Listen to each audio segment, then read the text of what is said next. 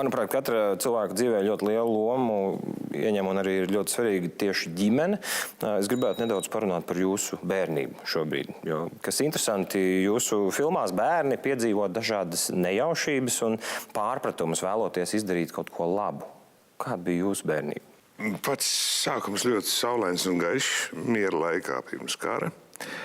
Bet 41. gadā pazuda tēvs, un tad tikai mammīte bija. Bet tā kā man kaut kāds līdzjūtības moments man ir bijis vienmēr iekšējs, un tā kā es redzēju, kā mammīte, ne jau tur analizēt, bet kā mammīte raujās, lai mēs būtu kaut cik apģērbti un pēduši, tad centos viņai palīdzēt. Un caur šo lielo cenšanos viens otrs tāds šķērsām aizgājis, bet tas nāk no, tas ir tā kā mīlam, jā.